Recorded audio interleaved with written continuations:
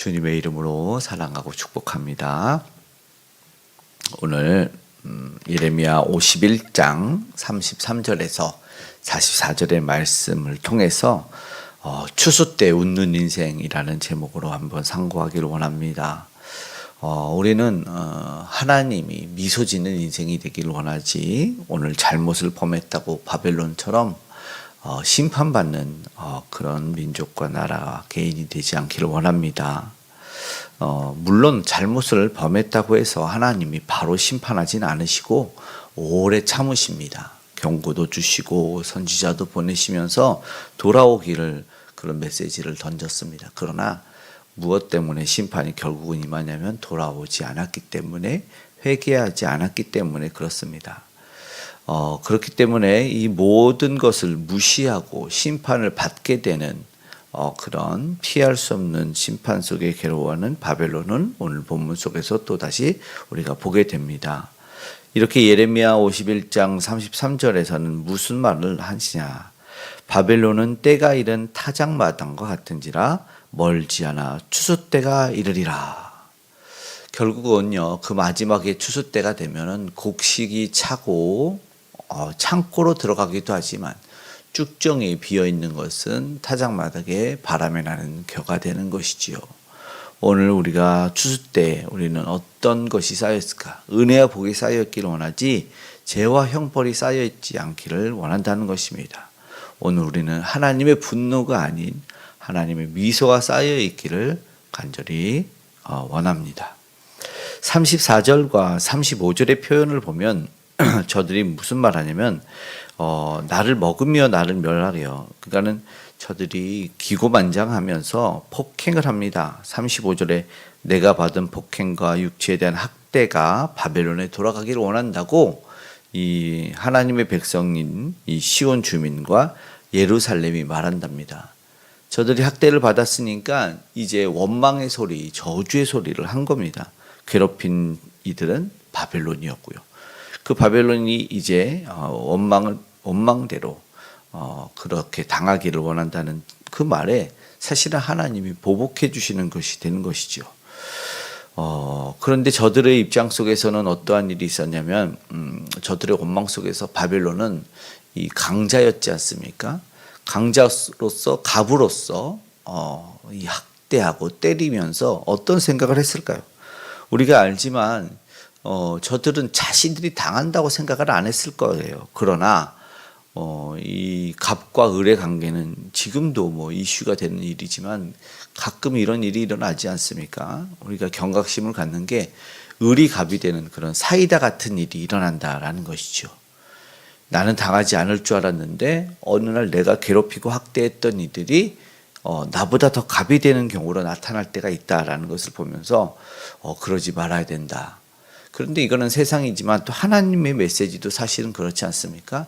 하나님은 이 약자의 편에 서시지 않습니까? 그래서 법령으로도 전해놨어요. 과부와 객과 고아와 특별히 어린아이들도 그렇게 돌보시는 하나님의 마음을 표현하시고 있습니다. 그렇게 또 권면을 했는데, 그리고 자신들이 종되었을 때를 생각하라. 애굽에서 건져주실 때 교만하지 않는 인생으로 살기를 원하셨습니다. 그렇기 때문에 오늘 바벨론이 무슨 실수를 하고 잘못을 했는지 명백하게 오늘 알아갈 수 있습니다.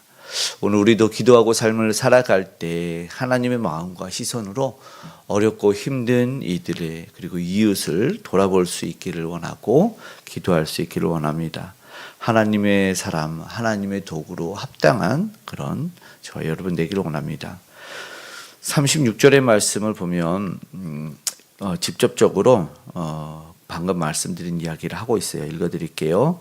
그러므로 여호와께서 이와 같이 말씀하시되 보라, 내가 내 송사를 듣고 너를 위하여 보복하여 그의 바다를 말리며 그의 샘을 말리리니. 이 하나님이 보복하시는 말씀이 어떻게 표현이 되냐면 불합리하고 부당한 일에 대해서 하나님이 대신 갚아주신다. 그리고 저들이 교만했던 이유가 뭡니까? 저들은 바다도 있고 샘도 있고 그러니까는 풍족했다는 것입니다. 그러네 하나님께서 말씀하시는 그 풍족을 말려버리시는 보복을 하시겠다. 너의 송사를, 하나님의 백성의 송사를 들었기 때문에 내가 대신 혼을 내줄게라는 이 창조주 하나님의 모습을 봅니다. 그러면 과연 무엇이, 누가 대항할 수 있을까요? 하나님이 작정하시면 모든 건 말라버리는, 그래서 가장 두려운 분은 우리 하나님이다라는 것을 알기를 원합니다. 아멘. 그렇게 오늘 이 추수 때 웃는 인생이 되기 위해서는 하나님 주시는 평안만을 소망해야 됩니다. 가끔 현혹되어 세상에 안주하고 또 세상 것만 쫓다가 결국은 그 허망함을 경험하게 될 때가 있기 때문인데요. 오늘 바벨론의 심판을 보면서 먼저 깨닫는 것은, 야, 하나님이 하나님의 백성을 끝까지 사랑하고 그 은혜를 베풀어 주시는구나 라는 것입니다. 오늘도 이 자녀들의 한탄의 호소에 귀를 기울이고 응답하시는 하나님이 오늘 우리 곁에 있다는 것을 기억했으면 좋겠습니다. 39절의 말씀에 좀 특이한 표현이기도 한데요. 열정이 일어날 때 내가 연회를 베풀고 그들을 취하여 기뻐하다가 영원히 잠들어 깨지 못하게 하리라. 예레미야 51장의 39절의 말씀에는 지금 바벨론의 마지막 잔치가 일어나요. 저들은 기뻐서 참석을 하지만 깨어나지 못하는 죽음의 잔치가 됩니다. 구약 성경 에스더에 보면 이런 이야기가 나옵니다. 당시는 메데 바사 때지만 이 유다인을 괴롭히려고 하는 이 아각 사람 하만이라고 하는 사람이 이 유다 사람인지 모르고 이 여왕 왕후의 잔치에 참여하게 됩니다. 자신이 이인자고 이제 유다 사람을 죽일 수 있다 생각했으나 오히려 이 모르드게라고 하는 유다 사람의 사촌인 이 왕후가 된 에스더의 마지막 잔치에서 결국은 자신이 최후의 잔치를, 죽음의 잔치를 맞이하는 것을 우리가 보게 되는 것입니다. 그 스토리가 나와 있죠. 그것을 보면서 하나님의 개입이 있다. 하나님이 그 백성을 보호하시고 또 이 대적의 손에 하나님이 당하게 그냥 두시는 분이 아니다라는 그 놀라운 은혜와 사랑을 체험하는 것을 볼 수가 있습니다. 결국 이렇게 41절의 내용은 바벨론의 파멸을 노래한다. 보십시오. 슬프다 새삭이 함락되었도다 온 세상이 칭찬받는 성읍이 빼앗겼도다. 슬프다. 지금 황폐했다라고 말하면서 이 바벨론에 대한 슬픈 애가를 부르고 있는 모습을 보게 됩니다. 앞에는 어떤 일이 있었냐면 모든 나라를 분쇄했을 정도로 아주 강력한 나라였는데 순식간에 조롱과 치욕의 대상이 되었다라는 것을 봅니다. 그래서 오늘 세상에서 내가 가지고 있는 평안이 아니라 정말 흔들리지 않는 평안은 누가 주시냐? 흔들리지 않는 평안은 침대도 아니고 오직 하나님께서 주신다라는 것을 기억했으면 좋겠습니다. 하나님이 이 다음 이 42절과 43절에는 극단적인 대조를 통해서 얼마나 심각한 일인가. 42절에는 바다가 넘쳐서 바벨론이 잠기고 43절에는 이 성읍이 황폐해서 마른 땅 사막이 되었다라는 이런 표현을 통해서 얼마나 심각한 일이 일어나는가 보게 되죠. 그리고 읽은 마지막 44절에서는 삼킨 것을 토하게 되는 것처럼 이제 끝난다. 성벽은 무너졌다. 저들을 보호했던 것이 무너져 버리는 것이죠. 결국 저들이 추구하고 보호받을 수 있었던 그 힘, 그 부, 무기들 다 사라지는 것이죠. 결국 이 대조를 보면서 최후를 우리는 깨달아야 됩니다. 추수 때 미소 짓는 인생은 바로 그런 거예요. 하나님께서는 하나님의 백성들, 특별히 너희가 누구인지, 오늘 우리는 누구인지에 대한 정체성을 잊지 않고 살아가길 원하고, 오늘도 우리가 이길 힘을 주시는 분이며 하나님이 반드시 웃게 해주시는 분이다. 그 백성은 어떤 상황에서도 보호하신다라는 메시지를 들었으면 좋겠고, 그 하나님의 메시지 가운데 세상에 주지 못했던 기쁨과 평안으로 우리 함께 하시는 하나님, 그래서 오늘 하루의 삶 가운데 만나는 사람마다 하는 일마다 그 놀라운 은혜와 기쁨을 체험할 수 있는 주의 백성답게 주님 오실 날을 사모하면서 추수 때 미소 짓는 인생을 소망하며 살아가는 저 여러분 되기를 간절히 소망합니다. 아멘.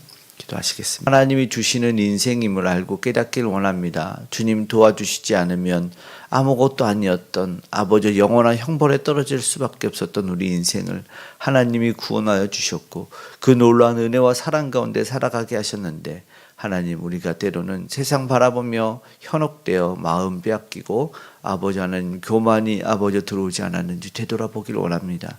오늘도 겸손히 우리에게 모든 것 주신 하나님만 따라가는 삶과 인생 되게 하여 주시옵소서. 특별히 위정자들이 이 하나님이 맡기신 인생임을 알게 하시고 그 사명과 직분을 잘 감당하게 하여 주시고 교만치 않게 하여 주시길 원합니다. 세계 열방 가운데도 그 놀라운 은혜가 있어지길 원합니다. 특별히 복음을 전하는 우리 선교사님들, 복음 전달자들에게 함께 하셔서 그 놀라운 은혜의 복음을 아름답고 복되게 전하게 하시고 하나님께 돌아올 수 있는 이들이 아버지 오늘도 늘어나가게, 그리고 가장 두려운 분이 하나님이라는 것을 깨달아 알게 주님 도와주시옵소서. 오늘도 주의 백성을 지켜 보호하시고 이 나라의 민족 가운데 함께 하시고 특별히 귀한 다음의 세대 가운데 함께 하셔서 세상 가치관에 아버지 하나님 물들어가는 것이 아니라 하나님 주신 아버지 하나님 주여 아버지 복음의 기독교의 마인드가 저들의 삶을 인도해 갈 수 있도록 도와주시옵소서. 북녘이 우상이 무너지길 원합니다. 아름다운 복음의 통일이 이루어질 수 있도록 하나님 오늘도 일하여 주시옵소서. 특별히 주의 믿음의 백성들 가운데 연약한 자가 있다면 주께서 찾아가 회복과 치유를 경험케 해주시길 원합니다. 하나님께서 아버지 모든 염증과 병균 다 떠나가고 다 말라버리게 하여 주시고 치유하시는 은혜 아버지 하나님 평강이 넘쳐날 수 있도록 무엇보다 심령도 외로운 이들이 없도록 주께서 만져 주시옵소서. 은혜와 평강이 넘치길 원하며 오늘도 동행해 주실 것을 원합니다. 우리 그 삶의 가정에 일터에 함께 하셔서 안전으로 지켜 보호하시고 우리 모든 간구에 응답하여 주시옵소서. 감사드리며 고마우신 예수님의 이름으로 기도드리옵나이다. 아멘.